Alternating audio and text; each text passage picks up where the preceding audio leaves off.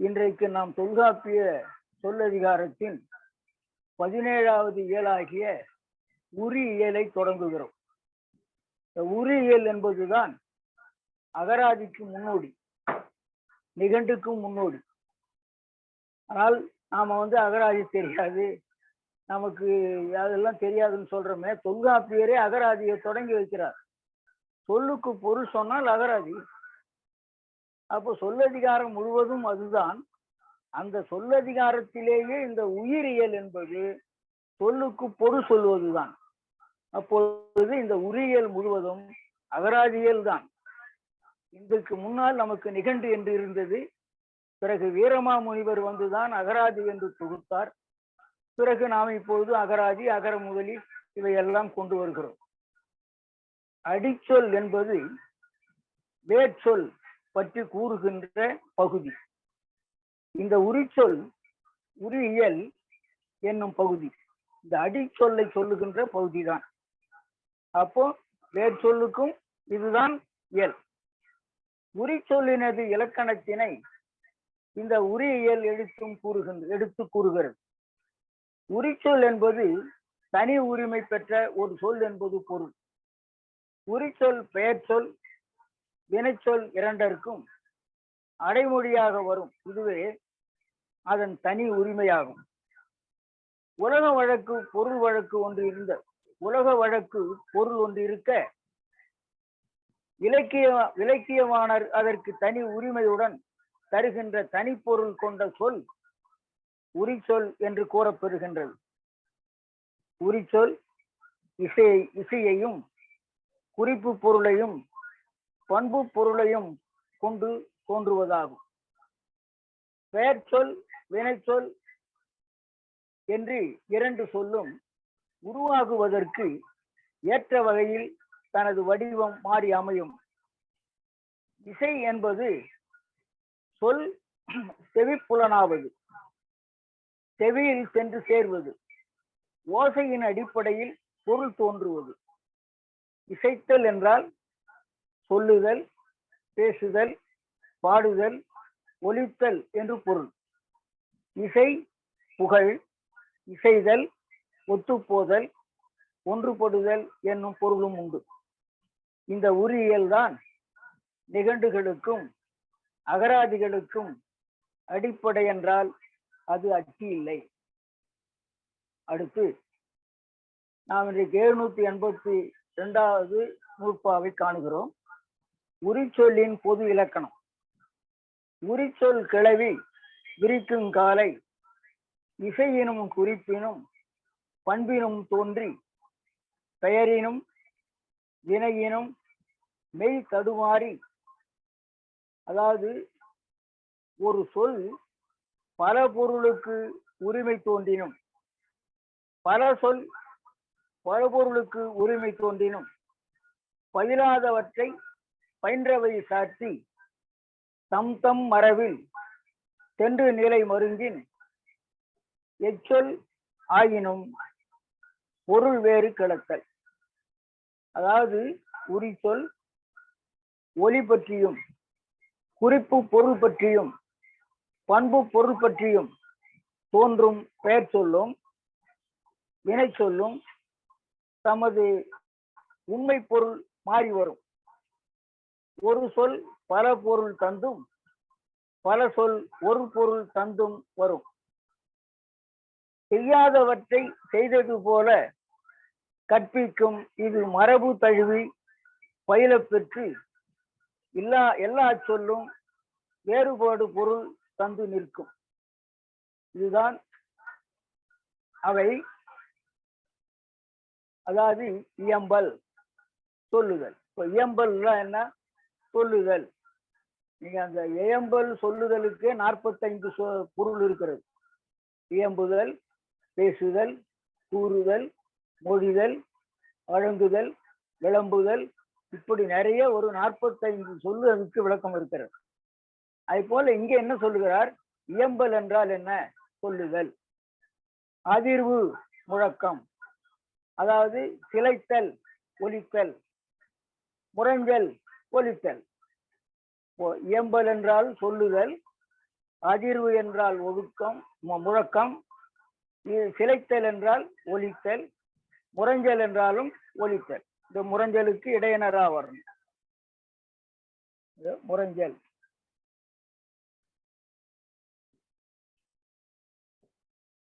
அதனாலதான் முரசு என்று வந்தது.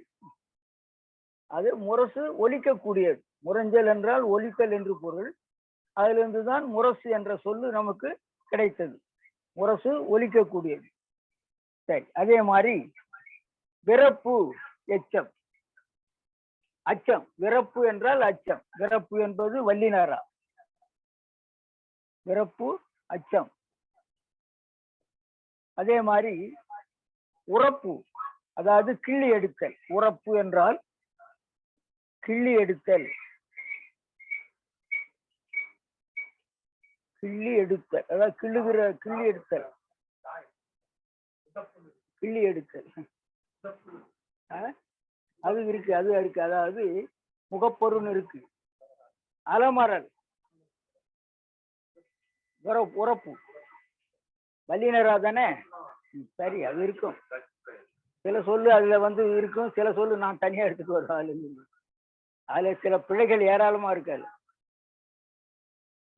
விரப்பு, அச்சம், உறப்பு, கிள்ளி எடுத்தல், அலமரல், அங்கலாய்த்தல். அலமரல் பாப்பா, அலமரலாம்பா, அவன் அங்கலாய்த்தல். இது குறிப்பு பொருள் ஆயினும் இவை ஒலி பற்றி வந்தவை. மேலே ஒலி பற்றி வந்தவை. இப்பொழுது குறிப்பு பொருள் ஆயினும் பிற பொருளும் தரும். அதாவது கருப்பு, கருமை தெரியும் உங்களுக்கு. நான் ஏற்கனவே பல முறை விளக்கி இருக்கிறேன். கருப்பு என்று இந்த வல்லினம் போட்டால்தான் வண்ணத்தை குறிக்கும்.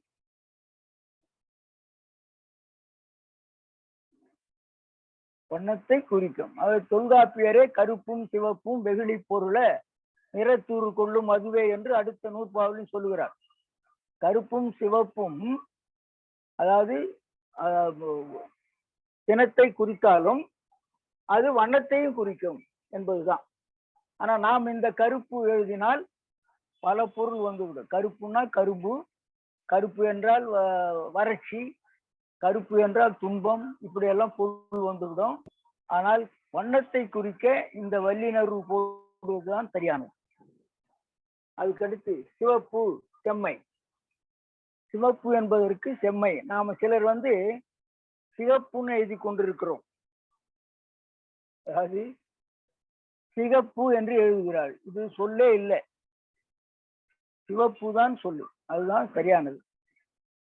தவறு. சிவப்பு, அதுக்கு செம்மை, அது அது உயர்ந்த மேலான சொல். செம்மை என்பது மேலான சொல்லு. இந்த செம்மைக்கு சிவப்பு என்ற பொருளும் சிறப்பு என்ற பொருளும் உண்டு. அதே மாதிரி சிறுமை, சிறிய, செழுமை, செழிப்பு, இப்பெல்லாம் அகராதி. அதாவது இந்த உரியியல் முழுவதும் அகராதி தான் நமக்கு எல்லா சொல்லுக்கும் இதுதான் பொருள் தருகின்றன. அதுக்கடுத்து வாழ். இப்போ வாழ் என்பதற்கு கத்தி. வாழ் என்றால் கத்தி என்று நாம பொருள் கொள்கிறோம். இந்த வாளுக்கு நேர் பொருள் ஒளிதான். இந்த வாளுக்கு நேர் பொருள் ஒளி. அது ஏன் வாழ் என்று வந்தது கத்திக்கு? ஒளி என்ற பொருள் தான் வாளுக்கு.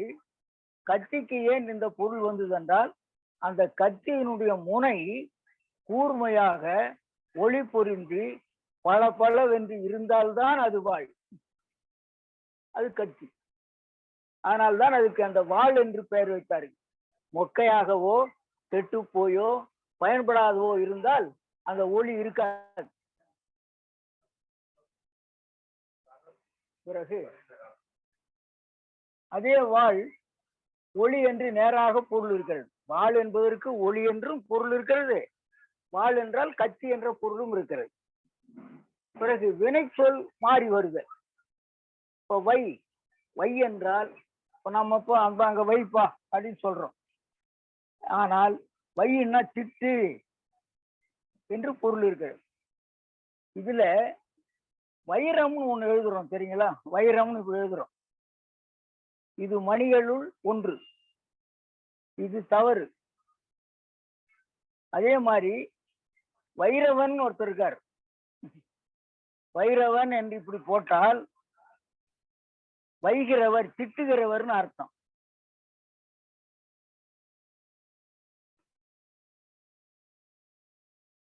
ஆனால் இந்த வைரம் என்பதற்கு வா ஈ ரா இதுதான் சரியான சொற்றொடர் சொல்.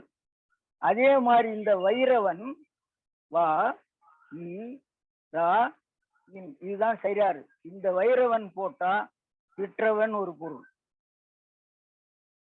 இப்படி நாம எழுதவே கூடாது. அதனால்தான் வையின்னா திட்டு, வையின்னா கூர்மை என்று ஒரு பொருள் இருக்கிறது. அங்க இருக்கு வையம், அதாவது வையகம் என்று ஒரு சொல் இருக்கிறது. அது என்னன்னு கேட்டா அகம்னா தன்னகத்தில் வைத்துக் கொண்டிருப்பதுன்னு அர்த்தம். எல்லா பொருளையும் தன்னகத்தில் வைத்துக் கொண்டிருப்பது வையகம்.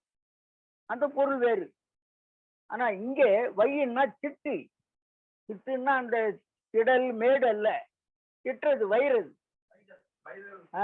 ஆனா கூர்மையும் உண்டு, கூர்மை என்ற பொருளும் உண்டு.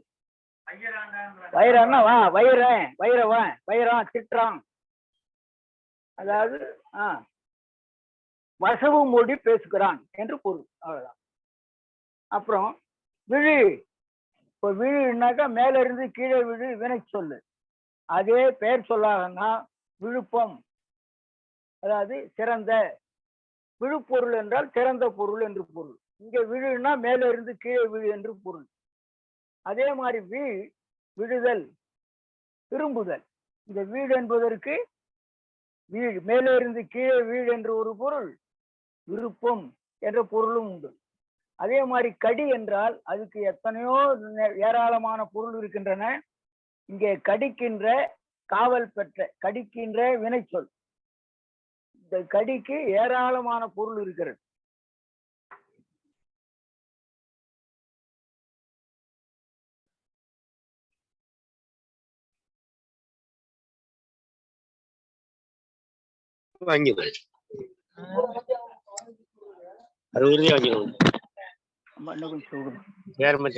வாழ்த்துக்கள், புத்தாண்டு வாழ்த்துக்கள். ஸ்டீவன் வாங்கியிருக்காப்ல அவர் மச்சான். புத்தாண்டு வாழ்த்து யாருக்கு சொல்றாரு? சபாபதியா? லைவா? ரவிக்குமாரா? ரவிக்குமார சபாபதி யாருக்கு புத்தாண்டு வாழ்த்துக்கள் சொல்றாரு? ஒரு சொல் பல பொருள். இப்ப அதேதான் இந்த கடி சொன்னனே, அந்த கடிக்கு எழுதினால் ரொம்ப நேரம் ஆகும், படித்து விடுகிறேன்.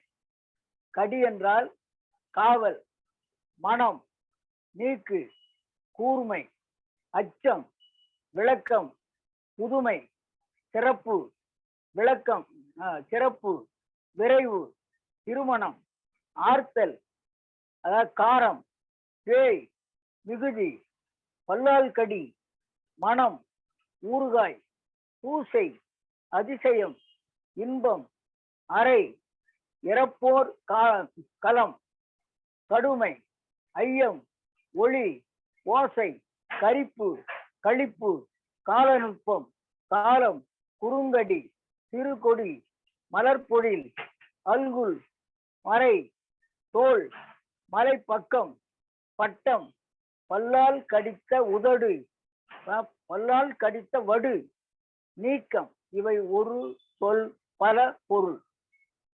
ஒரு சொல்லுக்கு இப்படி இருக்கிறது. இது கடிக்காக நான் ஏற்கனவே ஒரு முறை பல முறை சொல்லியிருக்கிறேன். இந்த அரி என்கின்ற இடையினரிக்கு 130 பொருள் இருக்கிறது.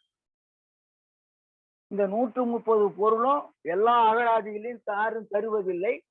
ஆனா ஒரு அகராதியில இப்படி கொடுத்திருக்கிறதாக சொல்லுகிறார்கள். 130 பொருள். இதுதான் கூடுதலான மிகுதியான பொருளை உடைய ஒரு சொல்.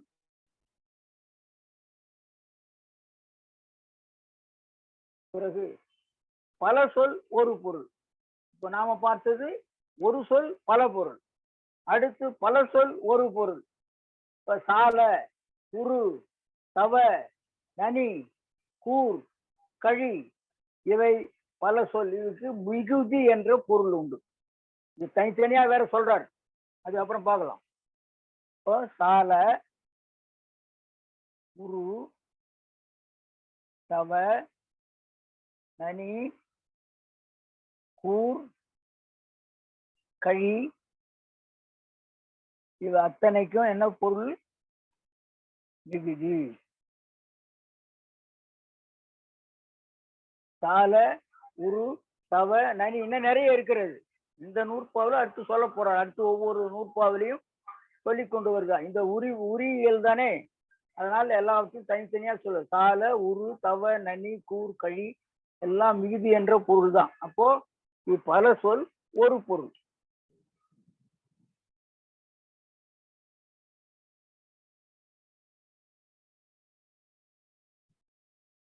அடுத்து பலவற்றை பயின்றதாக்குதல், அதாவது இருப்பதை, அதாவது இப்பாதை மதுரைக்கு போகின்றது சொல்றேன். இந்த ஊர் இந்த சாலை மதுரைக்கு போகுமான்னு கேக்குறாங்க. அது போகுமா? மதுரைக்கு நாம் தான் போக வேண்டும். இது வழக்கில் இப்படி இருக்கு என்று தொல்காப்பிலே சொல்றார். இது இருக்கும், இதையும் நாம் சொல்லாக ஏற்றுக்கொள்ள வேண்டும். இது கூறுபவருடைய பொருளை வைத்திருக்கிற இந்த பாதை மதுரைக்கு போகுமா? பாதை போகவே போகாது, பாதையில் நாம் தான் போக வேண்டும். இப்படி ஒரு வழக்கு இருக்கிறது. இப்பாதை மதுரைக்கு போகின்றது என்பதன் பொருள் பாதை போகவில்லை, அது நீண்டு மதுரை வரை கிடக்கின்றது என்று சொல்ல வேண்டும். இது மதுரை வரை நீண்டு கிடக்கின்றது என்பது பொருள். ஆனா வழக்குல இந்த பாதை மதுரைக்கு போகுதா கேக்குறோம். போவதாக சொல்வது உரி சொல் அல்லது நாகு பயிற்சி, அதாவது நாடு பயிற்சியில் இல்லாத சொல். அதாவது நாகுன்னு ஒரு சொல் இருக்கு, எல்லாருமே கேக்குறாங்க நாகுன்னா என்ன, எடுத்துக்காட்டுக்கு நிறைய வருகிறது. அது பசுவின் செம்மையான சிவப்பாக இருக்கின்ற கன்று என்று ஒரு பொருள் இருக்கிறது, பெண் கன்று என்று ஒரு பொருள் இருக்கிறது, இளமை என்ற ஒரு பொருளும் இருக்கிறது. பாருங்க, நாகு பயிற்சியில் இல்லாத ஒரு சொல், அதனை பயிலும் சொல் கொண்டு சேர்த்தல் நாகு இளங்கன்று, நாகு இளங்கன்று என்று இருக்கிறது. ஆமாங்க, பசு கன்று போட்டா கேட்பாங்க, நாகு கன்று போட்டுருவாங்க, நாகு போட்டு நாகு ஊர்ல சொல்லுவாங்க. கடா போட்டா கடா. மழக்களிர் என்பது மரபு அன்று, மழகளிர் என்பது மழுகன்று. ஆனால் சொல்றோம் மழகளிர்னா இளங்கன்று என்று பொருள், மழைன்னா இளமை. அதே மாதிரி சொல் வேறு பொருள் தருதல், ஒரு சொல்லு வேறு பொருள் தருதல். கருவி, ஆயுதம், தொகுதி. கருவி என்ற சொல்லு ஆயுதத்தையும் குறிக்கும், தொகுதியையும் குறிக்கும். உருவத்தையும் குறிக்கும், அச்சத்தையும் குறிக்கும். மாதர் பெண்ணையும் குறிக்கும், காதலையும் குறிக்கும், அழகையும் குறிக்கும். அது மட்டும் இல்ல, இந்த இடத்துல நான் சொல்ல வேண்டியது, மாதர் என்ற சொல்லு அழகிய பெண்ணுன்னு அர்த்தம். மாதர் என்பது தமிழில அழகிய பெண். இந்த அழகிய பெண்ணை ஆங்கிலத்துல என்ன பண்ணாங்க, இந்த ஒரு காலை தூக்கிட்டாங்க, மதராயி தாயாயிட்டாங்கயா. மாதர் என்ற தமிழ் சொல் தான் மதராகி தாயாகி விட்டார். இதுதான் மாதர் என்ற அழகிய பெண் என்று பொருள். மாதர் என்றால் அழகிய பெண், ஆகிய பெண்டீர் என்று பொருள். அதுதான் ஆங்கிலத்தில மதராகி தாயாகி இருக்கிறது.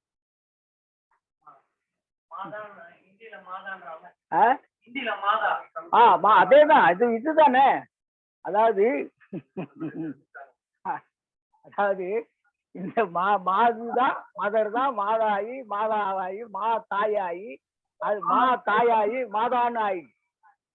தாயின்னா பெருமைக்குரிய தாய். இதை பாருங்க, தாய் பெருமைக்குரிய தாய். இந்த ஈய தூக்குனா மாதா.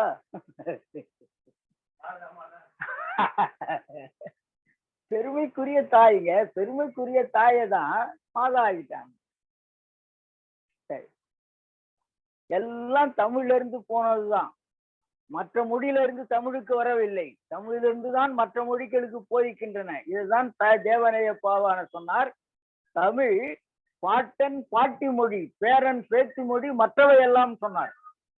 நாம என்ன நினைச்சுக்கிட்டு இருக்கிறோம், இதுல இருந்து அங்க போச்சு, அதுல இருந்து இங்க, இதுல இருந்து அங்க போச்சுன்னு தான் சொல்லணுமே தவிர அதுல இருந்து இங்க வந்ததுன்னு சொல்லவே கூடாது.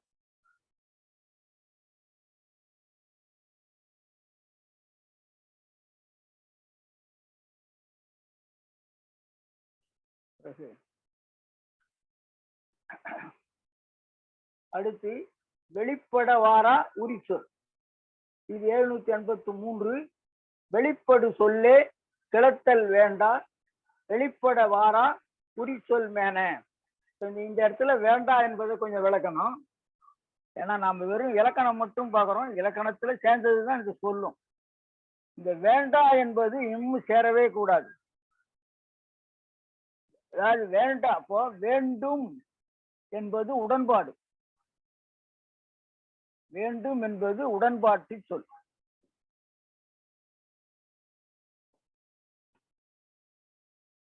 இதற்கு எதிர்மறை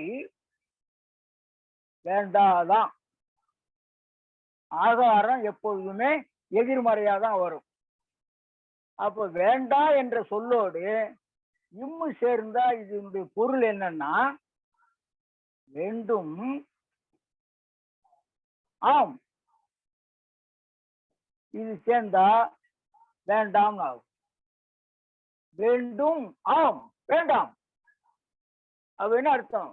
வேண்டும் என்று உறுதியாக சொல்லுவதுதான் வேண்டாம். அவன் நாம் என்ன நினைத்து கொண்டிருக்கிறோம், எதிர்மறையாக கருதி கொண்டு பேசுகிறோம், எழுதுகிறோம். இதற்கு நமக்கு தொல்காப்பியர் வழிகாட்டுகிறார், திருவள்ளுவர் வழிகாட்டுகிறார். தொல்காப்பியர் சொல்றார், கிளத்தல் வேண்டா, வேண்டாம் சொல்லல. அது ஒரு திருவள்ளுவர், அதாவது பல்லக்குக்கு சொல்ல இருத்தல் வேண்டா சொல்றாரு. என்ன பல்லக்கு சுமத்தல், அறத்தாறு இதுவென வேண்டா.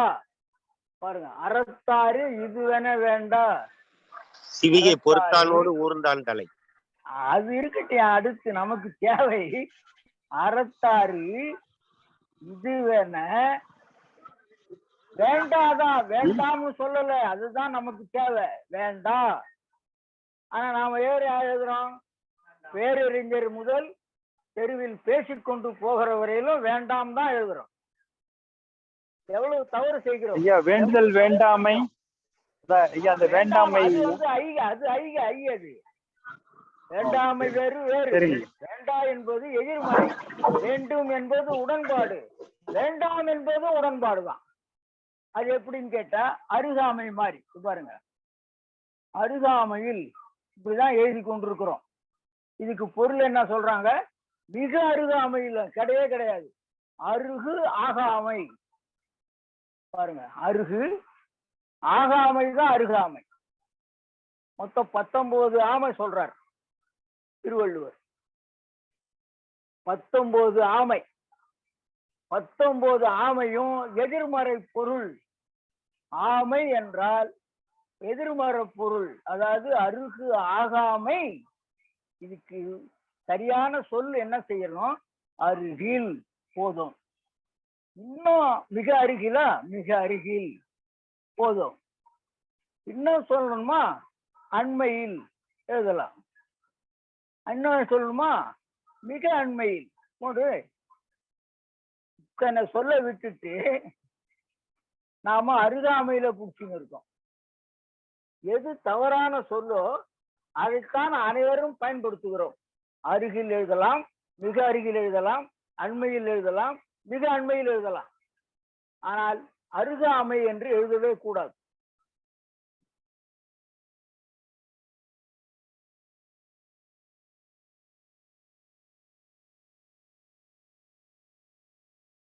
ஆனா இன்னொன்று பொருள் சொல்லலாம், அருகாமை என்றால் முடியாததுன்னு அர்த்தம். இப்படியும் உண்டு.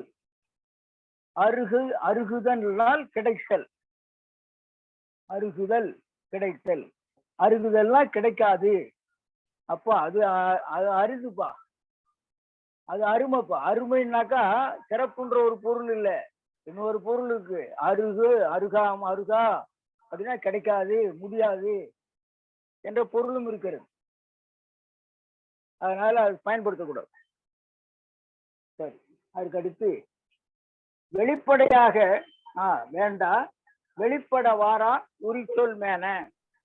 வெளிப்படையாக பொருள் தெரியும் உரிச்சொல் இந்த இயலில் எடுத்து கூற வேண்டியதில்லை என்பதனால், அதாவது இந்த நூற்பால் என்ன சொல்றாரு தொல்காப்பியர், வெளிப்படையாக பொருள் தெரியும் உரிச்சொல் இந்த இயலில் எடுத்து கூற வேண்டியதில்லை என்பதனால், வெளிப்படையாக பொருள் தெரியா உரிச்சொல்லுக்கே இந்த இயலில் பொருள் கூறப்பெறுகின்றது. வெளிப்படையா பொருள் தெரிவதற்கு நான் சொல்லவில்லை, அது வெளிப்படையாக வராமல் மறைமுகமாக வருகின்ற சொல்லுக்குத்தான் இங்கே பொருள் சொல்லியிருக்கிறேன் என்று இந்த நூற்பாவில் சொல்லுகிறார். அது எப்படி வெளிப்படையாக பொருள் விளங்குகின்ற உரிச்சொல் என்ன, சிலவற்றை பார்ப்போம். வெளிப்படையாக பொருள் தெரியா உரிச்சொல்லுக்கு அடுத்தடுத்த நூற்பாக்களில் கூறுகிறார். புலி அற பசித்தும் புல் தின்னாது. அங்க பாருங்க, தின்னும்னு இருக்கும், அங்க தின்றதுன்னு இருக்கு. தவறு, எவ்வளவு பெரிய தவறு பண்ணியிருக்காங்க பாருங்க. தின்றதுன்னு இருக்கு, தின்னாதுன்னு இருக்கணும். புலி அற பசித்தும் புல் தின்னாது. இப்ப அற பசித்தும் என்றால் அற என்பதற்கு என்ன, முழுமையாக. அற பசித்தும் அப்படின்னா அதாவது விகுதியான பசி, அதாவது முழு பசி. அரை பசி கால் பசி இல்ல. இந்த அரை பசித்தும் அதை நாம என்ன சொல்றோம் இப்போ பழமொழியா, புலி பசித்தாலும் புண் தில்லாது என்று சொல்லி கொண்டிருக்கிறோம். அதுதான் இதை சொல்றார். புலி அற பசித்தும் புல் தின்னாது. அதுல பாருங்க, என்னுடைய நூலிலேயே தின்றாது, என்னது தின்றது என்று இருக்கும். தவறு. அடுத்து அவள் சிறை நாணி நின்றாள். பாருங்க, அவள் இறை நாணி நின்றாள். அவள் இறை நாணி நின்றாள். இறை என்றால் இங்கே நாம் என்ன நினைக்கிறோம், இறை என்பதற்கு எங்கும் இறைந்திருப்பது என்று சொல்லுவோம். இல்லை, இதுக்கு வரி, திரை வரியுடன் ஆட்சியில வரி வாங்குறாங்களா, அரசு வரி வாங்குறதுக்கு பெரும் இறை. இங்க என்ன செய்யுங்களா பொருள், சிறிது. பாருங்க, நீங்க சிறிது நாடி நின்றாள், இறை நாடி நின்றாள் அவள்னா சிறிது நாடி நின்றாள். இங்க இப்போ இறை என்பது இதனாலதான் வெளிப்படையாக தெரியாத, எல்லாரும் சொல்லாத ஒரு பொருள் இருக்கிறதுனால அதை சொல்லுகிறார் தொல்காப்பியர். இங்கே என்றால் சிறிது என்று பொருள். பிறகு துவர பசித்தலும். துவர பசித்தலும் முழுதும் மாட்டோம். துவர என்றால் பரம். துவர பசித்தல் முழு பசி. இதுவும் துவர பசித்தல் என்றால் முழு பசி.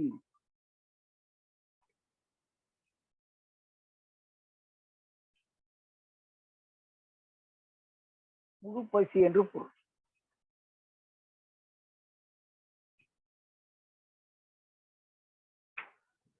அதே மாதிரி மான் என்றாலே கோழிதான். இது வான் கோழின்னு இருக்கு இல்லையா. வானுன்னா என்ன, பெரியன்னு அர்த்தம். வானுன்னா நேராக வானத்துக்கு போயிடக்கூடாது. ஆனா அதுக்கும் அதுதான் பொருள். ஏனென்றால் வான் என்றால் விரிந்தது, அதுக்கு அளவே சொல்ல முடியாது.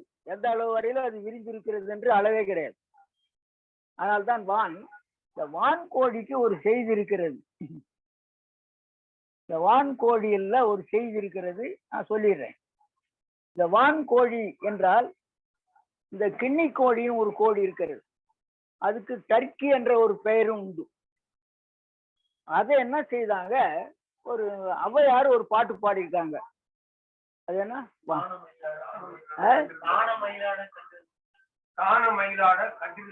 அதாவது காண மயிலாட கண்டிருந்த வான்கோழி தானும் அதுவாக பாவித்து தானும் தன் பொல்லா சிறகை விரித்தாடினார் போலுமே கல்லாதான் கற்ற கவின்னு அந்த வெண்பா. அந்த வான்கோழியை என்ன சொல்றாங்க, அந்த ஔவையாரு 4 ஔவையார் இருந்தாங்க. அதுல ஒரு ஔவையாரு டர்க்கிக்காரர்கள் டச்சுக்காரர்கள் இந்த நாட்டுக்கு வந்த ஒருபாடு இருந்த ஒரு ஔவையார் என்று ஒரு கதை கட்டி விட்டார். டச்சுக்காரர்கள் வந்தது காலம் என்ன, அது டச்சுக்காரர்கள் வந்த பிற்பாடு இங்க ஒரு ஔவையார் தோன்றவில்லை. டச்சுக்காரர்கள் வருவதற்கு முன்னாலும் 4 ஔவையார் இருந்திருக்கலாம். ஆனால் வான்கோழி என்பதற்கு அந்த டர்க்கி கோழியை வைத்துக் கொண்டு பேசுவது. வான் என்றால் ஒரு பெரிய என்று பொருள், பெரிய என்று பொருள். இந்த வீட்டில் இருக்கிற கோழி சிறிய கோழி, காட்டில் இருக்கிற கோழி பெரிய கோழி. இப்போ நாம பெரும்பாலும் வீட்டு கோழி காட்டு கோழி, வீட்டு எருமை காட்டு எருமை, வீட்டு நாய் காட்டு நரி, அப்புறம் வீட்டுல இருக்கிற பல பொருள் வீட்டுல என்ன இருக்குதோ எல்லாமே காட்டுல இருக்கு. ஆடு இருக்கிறது. அந்த மாதிரி ஒவ்வொன்றும் வீட்டுல என்ன இருக்கு, காட்டு பூனை, வீட்டு பூனை, காட்டு பூனை தனியாக இருக்கு. இந்த மாதிரி இருக்கும்போது இந்த வான்கோழி என்பது காட்டுக்கோழி, அது பெருசா இருக்கும். வீட்டுக்கோழி அவ்வளவு பெருசு வராது. அதனால வீட்டுக்கோழிக்கு எதிர்மாறான பொருள் காட்டுக்கோழி, அதுதான் வான்கோழி. அந்த பொருள் இப்படி டர்க்கிக்காரர்கள் வந்த பிற்பாடு இருந்த ஔவையாருன்னு சொல்றதுக்கு பொருள் இருக்கே, எவ்வளவு சுற்றி வளைத்து ஒரு பொய் சொல்லுகிறோம், தகாத பொருளை சொல்றோம். அந்த அம்மாவே சொல்லுது, என்னது காண மயிலாட. இப்ப பாருங்க, காண என்றால் காட்டு. முதல்ல இந்த நிகழ்வு எங்க நடக்குதுன்னு சொல்லிட்டாங்க. வீட்டு மயில் இல்ல, அது காட்டு மயில். காண மயிலாட கண்டிருந்த வான்கோழி என்றால், காட்டுல ஒரு மயில் ஆடுதுன்னா வீட்டு கோழி போய் எப்படி காத்து பார்த்துருக்கு. எப்படி பொருள் கொள்றாங்கன்னு பாருங்க ஐயா. காண மயிலாட கண்டிருந்த வான்கோழி என்றால், காட்டுல இருக்கிற மயில் ஆடுது, அத ஒரு வான்கோழி பாக்குதுன்னா அது காட்டுக்கோழியா இருக்கணுமே தவிர வீட்டுக்கோழி இல்ல. கிண்ணி கோழி காட்டுல வளராது, அது வீட்டுலதான் வளரும். டர்க்கி கோழி காட்டுல வளர்றது இல்ல, வீட்டுல வளர்க்குறாங்க. அப்போ அம்மாவே சொல்லுது, காண மயிலாட கண்டிருந்த வான்கோழி என்று சொன்னால், காட்டுல ஆடுது மயில், அங்க பார்த்துன்னு இருக்குது காணமயில். காணமயில் வான்கோழி அப்படின்னா அது காட்டுக்கோழி என்று பொருளே தவிர அது வீட்டுக்கோழி இல்லை என்பதை சொல்லணும். இது ஔவையார் பாடினதுதான். சரி, இதுக்கு என்ன நாம தெரிந்து கொள்ள வேண்டியது, வான் என்றால் பெரிய பொருள், அவ்வளவுதான். வான் என்றால் பெரிய பெரிய கோழி, அவ்வளவுதான். வான்கோழி என்றால் பெரிய கோழி.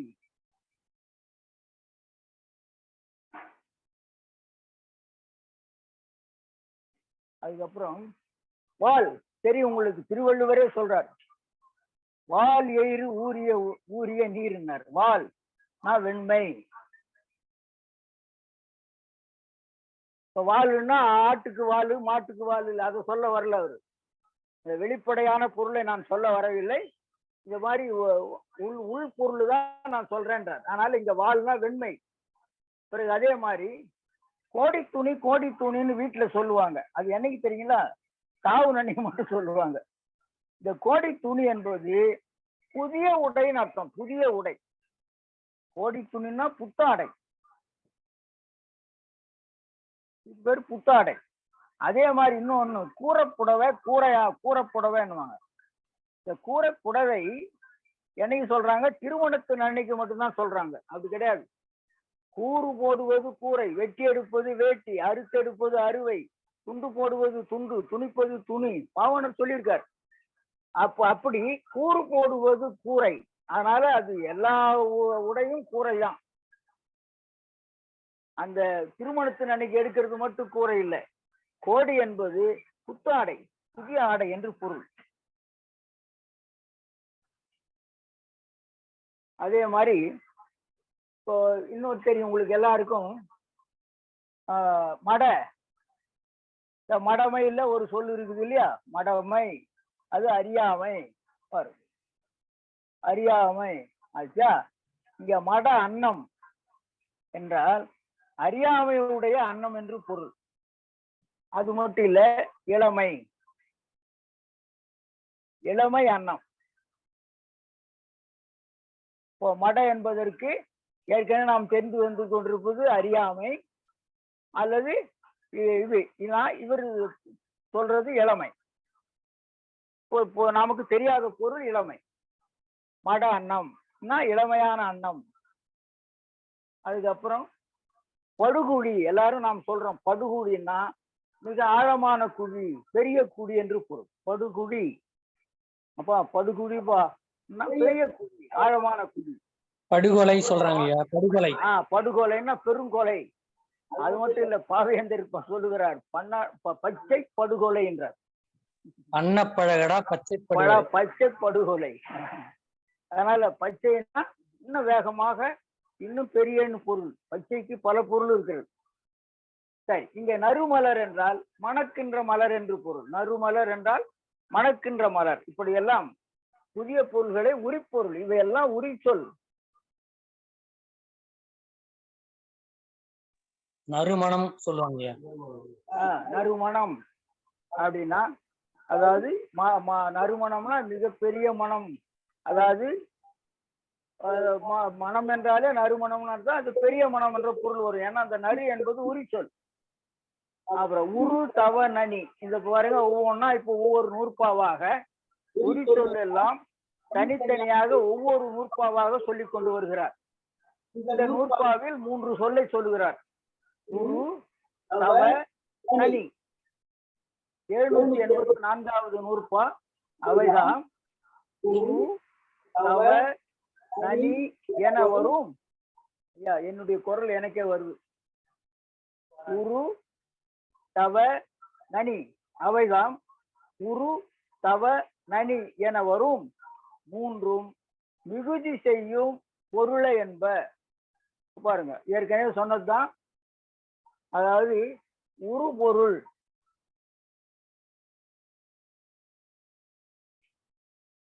உரு பொருள் என்றால் மிகு பொருள், மிகுந்த பொருள்.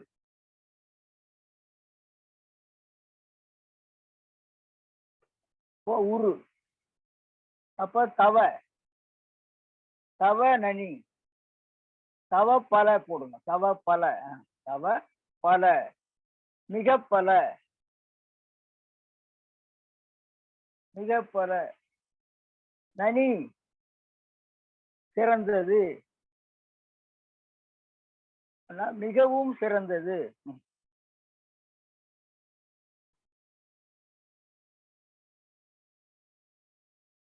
இந்த தவ நனி, உரு தவ நனி, இந்த 3 சொல்லுக்கும் இந்த நூற்பாவில் பொருள் தந்தார்.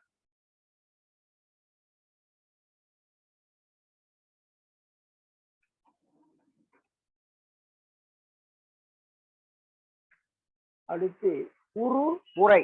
இந்த அடுத்த நூற்பாவில் 785ல உரு உக்கு ஆகும், உரை உயர்வு ஆகும் என்று சொல்றார். இந்த நூற்பாவில் உரு என்ற பொருளும், அதாவது உரு உரை,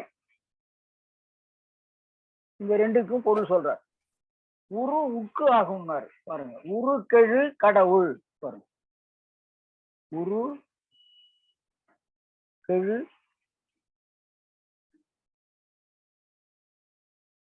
கடவுள்.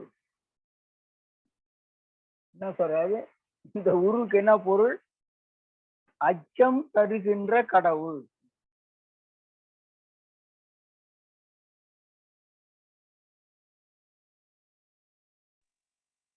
அதனால்தான் பயபக்தின்றாங்க போல.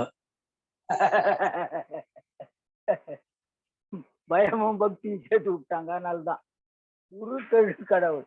இது அதுவும் மிகுதியான உச்சத்தை அச்சத்தை மிகுதியாக கொண்ட கடவுள் பொருள். இந்த கெழுவுக்கு மிகுதி தான் அச்சா. அதே மாதிரி குறைய, குறைய என்றால் பாருங்க, குறையார் குறைய மன்ற குறையார் கேண்மை உயர்ந்தோர் நட்புன்றார். பாருங்க, குறைய உயர்ந்ததாகும்.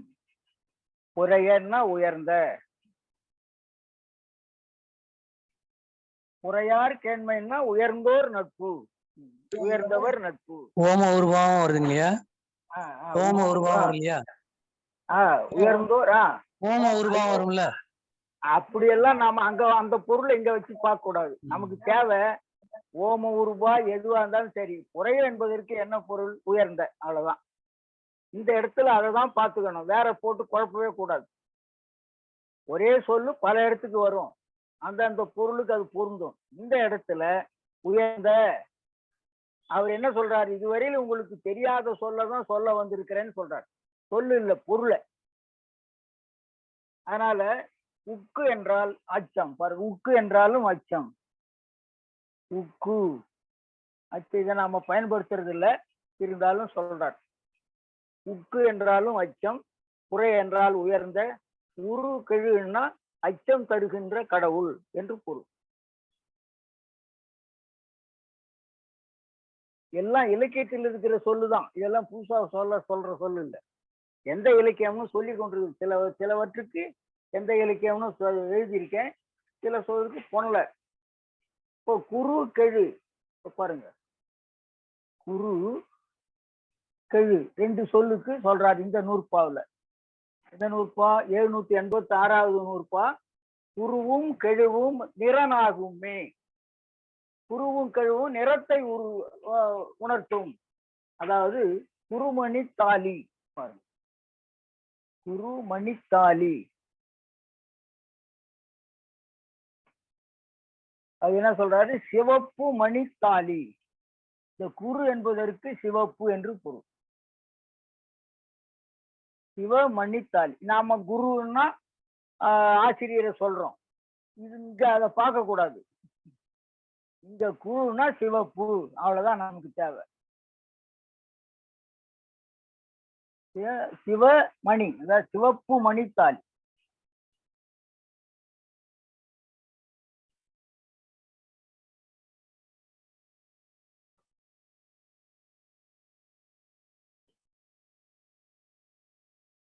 சிவப்பு மணித்தாலி என்று பொருள்.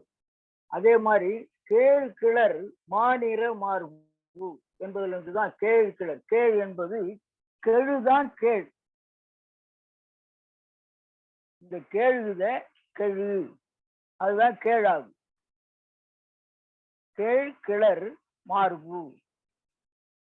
மார்பு என்பது அதாவது மாநிற மார்பு. இப்ப பாருங்க, சிவப்பு நிறத்தை குறிக்கும் சொன்னாலே குரு சிவப்பு நிறத்தை குறிக்கும், கேழ் என்பது மாநிறத்தை குறிக்கும், மாநிறம். இதைதான் நாம பார்த்துக்கணும். அடுத்து நாம அது வருது இது வருது இதுல பார்க்க கூடாது. அது அந்த இடத்துல ஔவையாரே ஒரு இடத்துல சொல்றாரு, ஐயமிட்டு உன்னு சொன்னவங்க முன்னாலேயே ஒண்ணு சொன்னா ஏற்பது இகழ்ச்சின்னாங்க.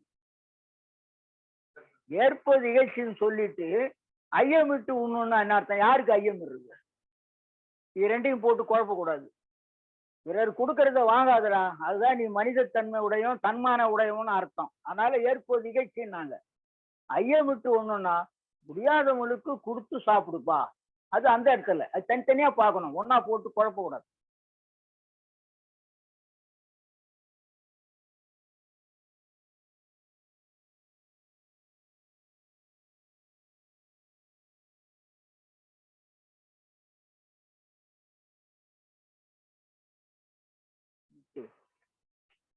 இப்போ செல்லல் இன்னல் ரெண்டு சொல்லுது இந்த நூற்பாவில. செல்லல் இன்னல் ரெண்டு சொல்றார். இந்த இன்னலுக்கு தொல்காப்பியர் சொல்லாத சொல்ல நான் சொல்றேன். இன் என்றால் இன்பம் அர்த்தம். இன் என்றால் இன்பம், அல்லுன்னா அல்லாததுன்னு அர்த்தம். அப்போ இன்பம் அல்லாதது துன்பம். என்ன பொருள் பாருங்க, தமிழன் இத போல அல்வீதி போட்டு நூற்றுக்கணக்கான சொல்லை ஆக்கி வைத்திருக்கிறான். இன் என்றால் இன்பம், அல்லுன்னா இன்பம் அல்லாதது. அது எப்படி? இந்த இது பாகற்காய்க்கு சொன்ன மாதிரிதான். பாகு அல் காய், பாகு அல் காய் தான் பாகற்காய். அது என்ன ஆச்சு? பாவக்காய் ஆயிடுச்சு. அது என்ன பாவம் வந்து? அது நம்ம கிட்ட மாட்டிக்கிச்சு, அதான் பாவம். அதாவது பாகு அல் காய் என்றால், பாகுன்னா இனிமை, அல்லுன்னா அல்லாத, எப்படி சொல்றான் பார் தமிழன், காய். இனிமை அல்லாத காயா, கசக்கும் காய் என்று நேரடியா சொல்லாமல், இனிமை அல்லாத காய், இனிக்காத காய்னா கசக்கிற காய். கசக்கிற காய்னா நேரா தின்ன மாட்டானோ என்பதற்காக இனிமை அல்லாத காய் என்று சொல்லி வச்சிருக்கிறான். அதே போல இந்த அல் சேர்ந்த சொல்லு, ஏகப்பட்ட சொல்லு நம்ம கிட்ட தமிழ்ல இருக்கு. அதே மாதிரி பாருங்க, தணல்னு ஒண்ணு இருக்கு, தெரியும் உங்களுக்கு? தணல்னா நெருப்பு. மணல். தணல்னா நெருப்பு. இந்த நெருப்புக்கு என்னமா? தன் அல்லாதது. தன் அல்லாததுன்னா குளிர்ச்சி அல்லாததுன்னு அர்த்தம். ஐயா சொன்னார் பாருங்க, மணல்னு சொன்னார் இல்லையா? மணல் என்றால் வேறு, மண் வேறு. மண் என்பது தவிடு மாதிரி இருக்கும், மணல் என்பது அதை விட பெரியதாக இருக்கும். அதனால மண் அல்லாததுதான் மணல். இது இப்படி என்ன, இப்படி எல்லாம் தமிழன் வாழ்ந்திருக்கிறான். எத்தனை ஆயிரம் நாட்டில் வாழ்ந்திருந்தா சொல்லுங்க ஐயா. அனல் அனல் அதுங்க ஐயா. அனல் என்பது அனல் எல்லாம் சொல்லக்கூடாது. அனல் வந்து அது நெருப்பு என்பதுதான் பொருள். அது அன் அல்லாதுன்னா நெருக்கம் இல்லாததுன்னு அர்த்தம். ஐயா நெருங்க முடியுமா நெருப்ப? பாருங்க, இதை பாருங்க, அன்னுன்னா நெருக்கம். பரவாயில்ல, ஒரு சொல்ல எடுத்து கொடுத்துட்டேன். அன் என்றால் நெருக்கம். அப்போ அன் அல்லு அல்லாது, நெருக்கம் அல்லாதுன்னா நெருக்கமாக கொள்ளா கூடாதது.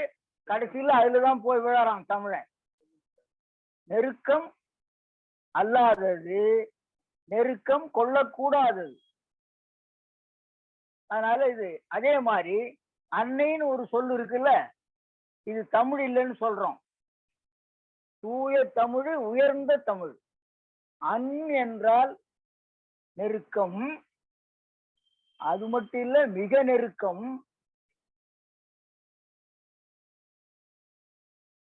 ஐ என்றால் உயர்ந்தவர், மேலானவர்னு அர்த்தம்.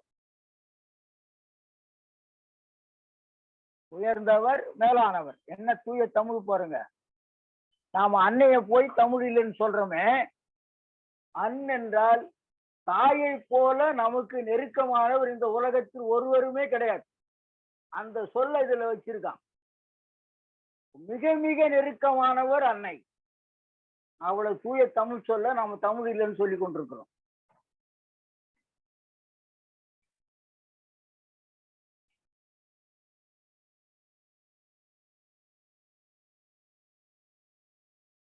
அப்புறம் இதுல நாம சொல்ல வந்தது செல்லல் இன்னல்.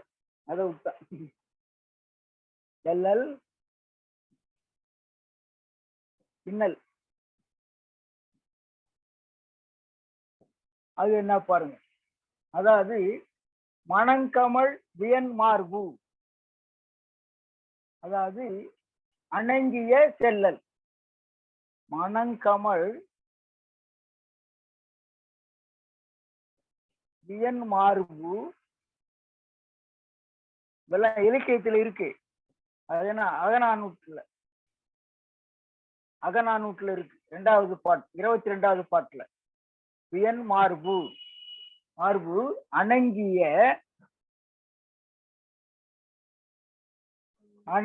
செல்லல். வாங்க, இந்த செல்லலுக்கு என்ன பொருள்? அதாவது செல்லல்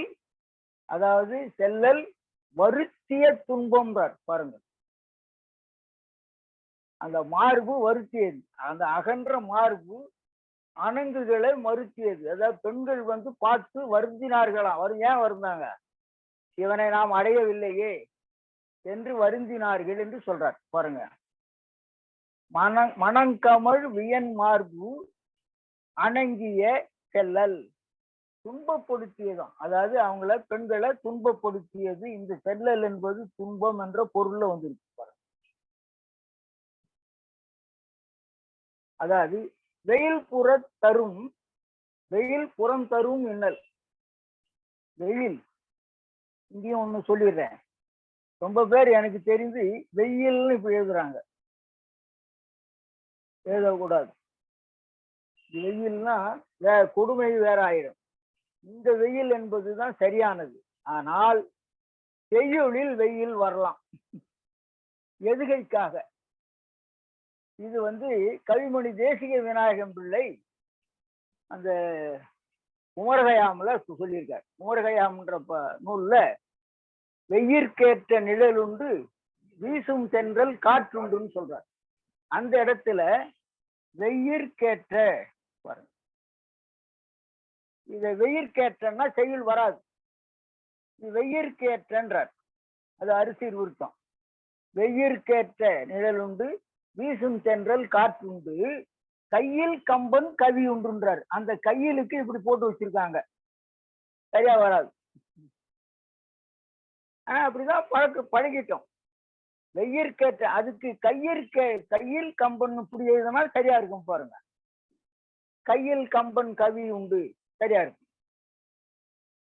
அப்போ வெயிற்கேற்ற நிழல் உண்டு என்பது இந்த ஈவு போடும்போது செய்யுள்ள வேணா அந்த தப்பை பண்ணலாம். உரைநடையில வெயில் தான் எழுதணும். சரி. சொல்ல செல்லல்னா துன்பம். சரி, இப்போ இன்னலுக்கு வரலாம். செல்லல் இன்னல். வெயில் புறம் தரும். வெயில் புறம் தரும்.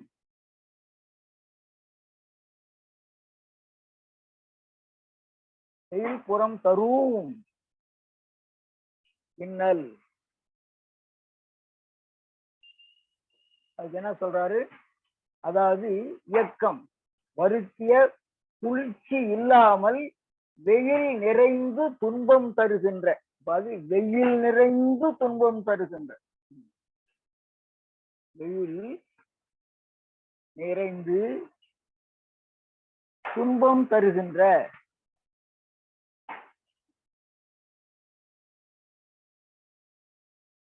அப்போ இன்னல் என்பதற்கு மிகப்பெரிய துன்பம் என்ற பொருள் இருக்கிறது. நாம் ஏற்கனவே இன்னல்னா துன்பம், இன்பம் அல்லாதது துன்பம்.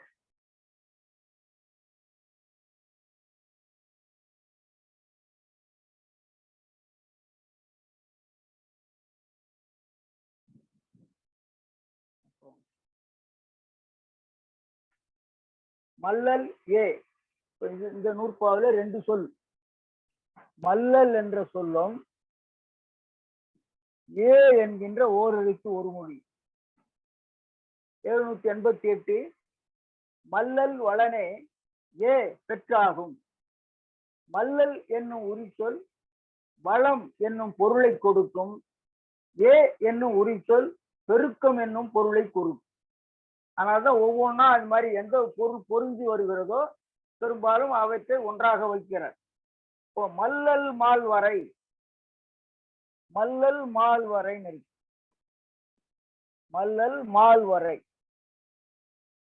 இது என்ன பொருள்னா மிகப்பெரிய, அதாவது வளம் மிக்க.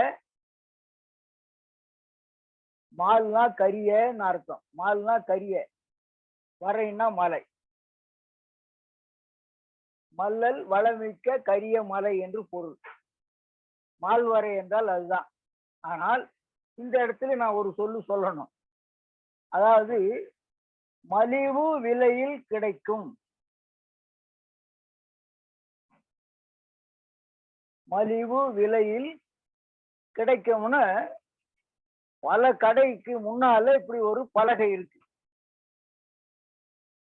பல கடைகளுக்கு முன்னால் இப்படி பலகை இருக்கிறது. மலிவு விலையில் கிடைக்கும். இந்த கடைக்குள்ளதான் நாம் எல்லாம் நுழைகிறோம். இதனுடைய பொருள் என்றால் என்னவென்றால் மலிவு என்றால் மிகுதி. அப்ப என்ன அர்த்தம்? மலிவு விலையில் என்றால் அதிகமான விலைக்குத்தான் இந்த கடையில் பொருள் கிடைக்கும் என்று பொருள். நாம் என்ன தவறா நினைச்சிட்டு போறோம்? குறைவான விலையில் கிடைக்கும்னு நினைத்து கொண்டு போகும். அதாவது மலிந்து விட்டது என்றால் நிறைந்து விட்டது என்று பொருள். ஒரு பெரியவர் 1 ரூபாய் எடுத்துக்கொண்டு கடைக்கு போனார், கை நிறைய கீரையை கொண்டு வந்தார். அந்த அம்மா கேட்டாங்க, என்னங்க இவ்வளவு கீரை வாங்கினீங்க? மலிவா கிடைச்சதுன்னாங்க. மலிவா கிடைத்தது என்றால் பொருள் அதிகமாக கிடைத்தது, காசு குறைவாக கொடுத்தேன் என்று பொருள். மலிவு என்றால் விலை இல்லை, பொருள். அப்ப என்ன சொல்லிருக்கணும்? குறைந்த விலையில் கிடைக்கும்னா தான் அந்த கடைக்குள்ள நுழையணும். மலிவு விலையில் கிடைக்கும்னா நுழையவே கூடாது. என்ன பொருள்? மலிவு என்றால் மிகுதி. அதைத்தான் தொல்காப்பியர் சொல்லுகிறார். மல்லல் என்றால் மலிதல் என்றால் மலிவு என்றால் மிகுதி, வளமிக்க, மிகப்பெரிய, மிகுந்த. பாருங்க, மல்லல் நிறைதல் அர்த்தம். மல்லல்னா நிறைதல். மலிவு அதாவது மலிவு, மல்லல் அதாவது மலிவு. அதே மாதிரி மலிந்து, மலிந்தது, மலிந்தது, இவை எல்லாம் மிகுந்த என்று பொருளுடைய. மிகுந்த, அதிகமான. என்ன தவறாக போகிறோம்? மலிவு விலையில் கிடைக்கும். விலையை பார்த்துங்க. மலிவு விலை, அதிகமான விலை. பொருள் அதிகம் இல்லை, விலை அதிகம். அதுக்கப்புறம் இன்னொரு சொல் இருக்கு. இப்போ மல்லலாச்சா ஏவுக்கு கல்லடுக்கம். மல்லல் மா ஞாலத்துன்னு பாடுவோம். மல்லல் மா ஞாலம் என்பது மிகப்பெரிய உலகம், வளமிக்க உலகம் அர்த்தம்யா. மல்லல் மா ஞாலம். ஞாலம் என்பது உலகம். மானா பெருமை மிக்கன்னு அர்த்தம். பெருமை மிக்கன்னு பொருள். இது பெரிய பொருள். நம்ம இலக்கியத்துல வருது இல்லைங்க, இலக்கிய வரி. ஆமா, இருக்கியா. மல்லல் மா ஞாலம் சரி இருக்கு. நான் என்ன சொல்லணும்னா, இலக்கியத்துல அவர் சொல்றாருன்றது அவருதான் முன்னாலே சொல்லிட்டாரு தொல்காப்பியர். உலக வழக்கும் செய்யுள் வழக்கும் நாடிதான் இதை சொல்லுகிறார் என்று பணம்பாரனார் சொல்லிட்டார். அதான் பிற்காலத்துல பயன்படுத்தி இருக்காங்க. அதுதான். அதனால உலக வழக்குல வர்றது பேச்சு வழக்கு, செய்யுள் வழக்கு என்பது இலக்கிய வழக்கு. இரண்டையும் நாடிதான் தொல்காப்பியர் சொல்லுகிறார். மக்கள் பேசிக் கொண்டிருப்பதையும் போய் கேட்டார், இலக்கியங்களில் பயன்படுத்தி இருப்பதையும் பார்த்தார். அது ரெண்டையும் தான் பொருள் சொல்றார். இப்ப நாம் தெரிந்து கொள்ள வேண்டியது மலிவு என்றால் மிகுதி. இப்ப பார்க்கலாம். கல்லடுக்கம். பாருங்க, கல்லடுக்கம் அப்படின்னா பாருங்க என்ன அர்த்தம்? பெருத்த மலை என்று பொருள். பெருத்த. அப்போ இந்த மல்லல் என்பதற்கு அதிகமான, மிகப்பெரிய என்று பொருளும், ஏவுக்கும் பெருத்த என்று பொருள். இப்படி பொருள் பொருந்துற அந்த சொல்ல ஒவ்வொரு நூற்பாவிலையும் வச்சு சொல்றார்.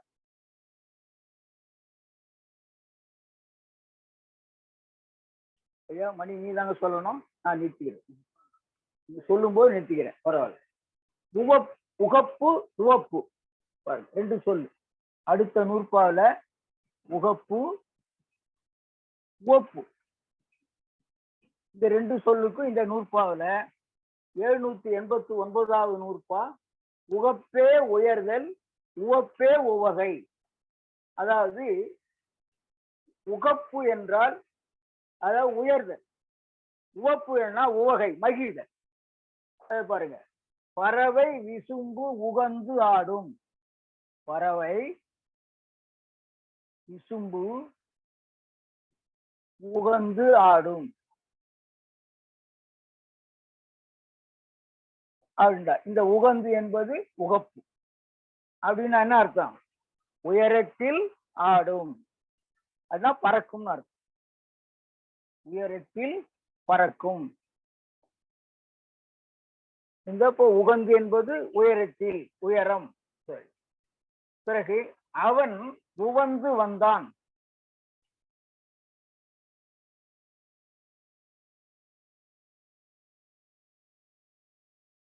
இந்த உவந்துக்கு மகிழ்ந்து வந்தான் என்று பொருள். அதாவது உவகை. உவகை என்றால் மகிழ்ச்சி, மகிழ்ந்து, உவந்து என்பதுதான் பொருள். அவன் உவப்புடன் வந்தான். அதான் உவப்பு, மகிழ்ச்சி. உவப்பு, உகப்பு. உகப்பு என்பதுதான் உகந்து, உவப்பு தான் உவந்து.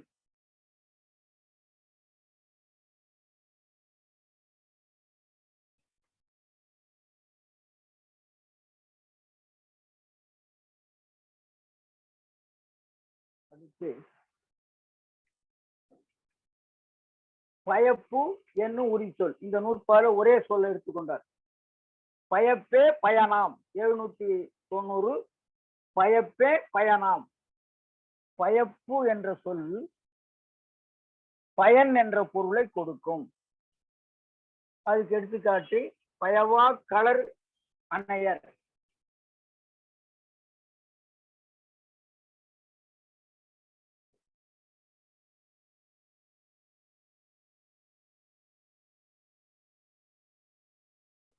அதனால பயவானா பயனில்லாத,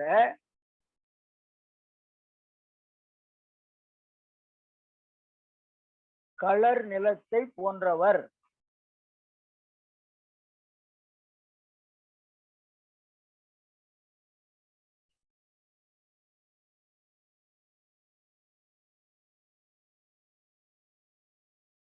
யாரு? கல்லாதார். திருவள்ளுவர் தான் சொல்றார்.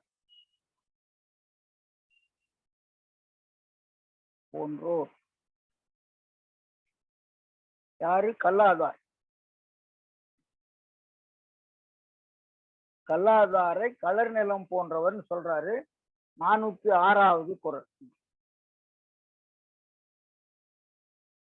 பயவா களவர் களர் அணையர் கல்லாதார். குறள் 406. பயனில்லாத களர் நிலத்தினை போன்றவர். இந்த பயப்பு என்பதற்கு பயன் என்று பொருள்.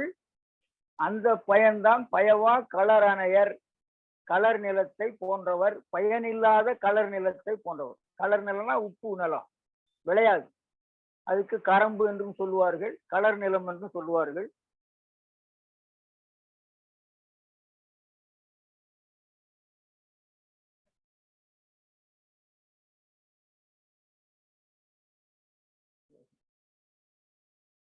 பசப்பு என்னும் உரிச்சொல். இந்த நூற்பாவில் ஒரு சொல்லுதான் எடுத்துக்கிறாரு. 791. பசப்பு. அதுக்கு சொல்றாரு பசப்பு நிறனாகும். நிறம்னா வண்ணம். பசப்பு நிறனாகும்.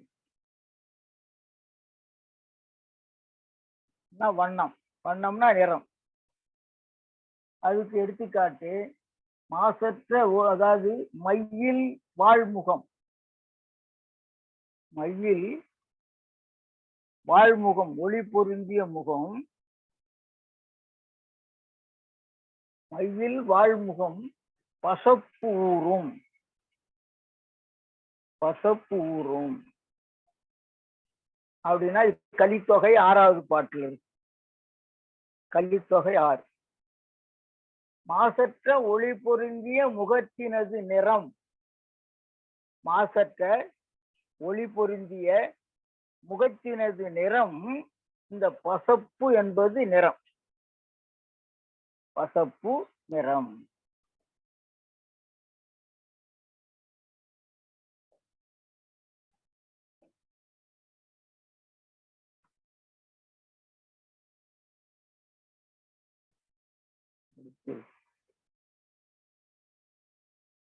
ரெண்டு நூற்பா. 2 நூற்பா சொல்லவா? 2 நூற்பா. சரி. இயைபு என்னும் உரிச்சொல். 792. இயைபே புணர்ச்சி. இயல்பு என்னும் உரிச்சொல் உணர்தல் அல்லது சேர்தல் என்னும் பொருளில் அமையும். அதாவது அவளோடு இயைந்த நட்பு. அவளோடு இயைந்த நட்பு.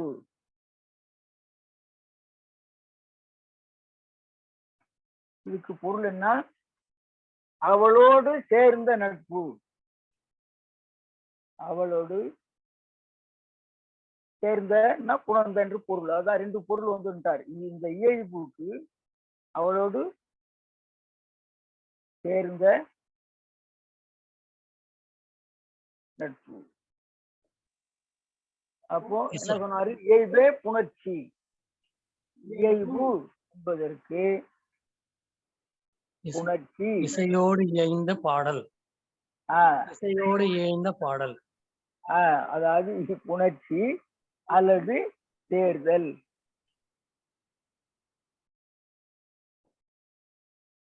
என்று சொல்லிட்டார். அடுத்து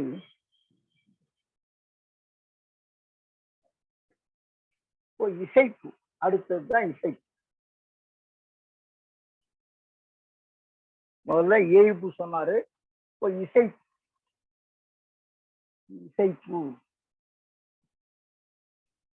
அது இசைப்பு இசையாகும். அதாவது இசை என்னும் உரி சொல்லு இசைப்பு இசையாக 793. அதாவது யாழை இசைத்தான்.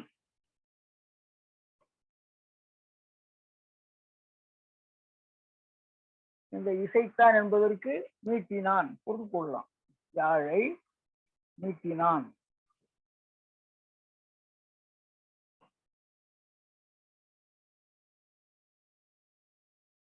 அப்போ இந்த இசைத்தான் என்பதுக்கு பாடினான் எல்லாம் போடலாம். யாழ்னு கொண்டு வந்த ஒரு பாடினான்னு சொல்ல முடியாது, மீட்டினான் தான் சொல்லணும்.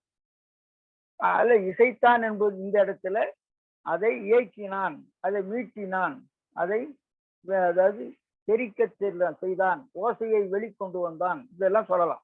இசைன்னா ஏற்கனவே நாம பாட்டுன்னு மட்டும்தான் சொல்றோம். இதுக்கு என்ன பொருள் என்றால் இசை என்றாலே இசைவித்தல்னா ஒன்றாக்குதல்னு பொருள். எதனை ஒன்றாக்குதல்? நம்முடைய ஐம்பொறிகளையும் ஒன்றாக்கி விடும். உண்மையான இசை நம்முடைய ஐம்பொறிகளையும் வேறு செயல்ல ஈடுபடாமல் ஒன்றாக்கி விடும். அதனால்தான் அதுக்கு பேர் இசை. இதை கண்டுபிடிச்சவனும் தமிழன் தான்.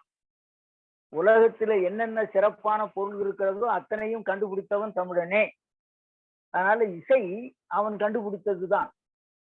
பிறகுதான் அது கருநாடக இசை. கருநாடக இசை என்று சொன்னால் அது கருநாடகம் என்பது பழங்காலம் என்று பொருள். அப்போ பழங்காலத்தில் முன்காலத்தில் முதலில் இசையை கண்டுபிடித்தவன் தமிழன் தான். ஆனா அதுக்கு பொருள் வேற சொல்லின்னு இருக்காங்க. கருநாடகம் என்றால் பழங்காலம், தொடக்க காலம் என்று பொருள். கருன்னா தொடக்கம், கருன்னா தொடக்கம், தொடக்க காலத்து இசை என்று பொருள். தமிழன் முதல்ல பாடதான் ஆரம்பித்தான். சாவுக்கும் பாடினான், மகிழ்ச்சிக்கும் பாடினான், எல்லாவற்றுக்கும் பாடிதான் சொல்லுவேன். உழைப்புக்கும் பாடினான், அதாவது உழைப்புல அந்த சிரமம் தெரியாம இருப்பதற்கும் பாடினான். அதே மாதிரி துன்பம் வரும்போது அந்த துன்பத்தை மறக்கவும் பாடினான். இப்படி பாடி பாடி பாடி பாடிதான் இலக்கியங்களை உண்டாக்கினார்கள். பிறகு அது இலக்கணமாக ஆக்கப்பட்டது, தொல்காப்பியம் தோன்றியது, ஒரு வரையறை செய்யப்பட்டது. ஏன் சொல்ல வரேன்னா, இந்த இசை என்ற பொருளுக்கு இசைவித்தல், ஒன்றாக்குதல், இந்த இடத்துல ஒண்ணு சொல்லலாம். ஜீவானந்த வாரியார் ஒரு நிகழ்ச்சி நடத்துறார். அதாவது கம்பராமாயணத்தை 40 நாள் சொல்வார். ஒரு நாள் அவரு அதே சொல்லும் போது இந்த இடம் வரும்போது பாட்டு வரும். அவர்கிட்ட அந்த இசையை இயக்குறவங்களுக்கு தெரியும். இசைக்கருவியை, ஹார்மோனியம் என்ற இசைக்கருவியை ஒருத்தர் இயக்குறாரு, அந்த தபேலா என்ற இசைக்கருவியை ஒருத்தர் இயக்குறாரு, மிருதகம் என்ற இசைக்கருவியை ஒருத்தர் இயக்குறாரு. இப்படி இசைக்கை கொண்டிருக்கிறவர் அவர்கிட்ட பழக்கமாக வயது முதிர்ந்த பலரும் அவர் கூடவே இருந்தார்கள். ஒரு நாள் நிகழ்ச்சி நடந்து கொண்டிருக்கிறது, அவர் பாடிக்கொண்டு இருக்கிறார். அந்த ஹார்மோனிய பெட்டியை வாசிக்கிறவர் வாசித்து கொண்டிருக்கிறார், ஆனால் தூங்கி கொண்டிருக்கிறார், கை வாசிக்கு. அவருடைய கையை அந்த பெட்டியை வாசித்துக் கொண்டிருக்கிறது. அவர் உறங்கி கொண்டிருக்கிறார். எல்லாரும் பார்த்தாங்க, அவரும் பார்த்தாரு. அப்போ சொன்னார் ஒரு செய்தி. அவர் உறங்குகிறார், அவர் கை வேலை செய்கிறது, சரியாக செய்கிறது. ஆனால் என்ன, எப்படி என்றால் 20 ஆண்டுகள் ஒருவன் ஒன்றோடு, அதை ஒரு கருவியோடு, ஒரு தொழிலோடு, ஒரு பொருளோடு அதை ஏங்கி விட்டானால் அந்த இசையும் அந்த கருவியும் அவனும் ஒன்றாகி விடுவார்கள் சொன்னார். அதுதான் உண்மை. 20 ஆண்டுகள் ஒருவன் ஒரு கருவியை இசைக்க தொடங்கிவிட்டால் அந்த கருவி வேறு அவன் வேறு அன்று, இரண்டு ஒன்றாகி விடுவார்கள். அதை போல அந்த இசை என்பது அதுதான், ஒன்றாக்குவதுதான் இசை. அதுக்காக தான் நான் சொல்ல வந்தேன். இதனுடன் நம்முடைய தொல்காப்பிய நூற்பாவை இதனுடன் நான் நிறைவு செய்கிறேன்.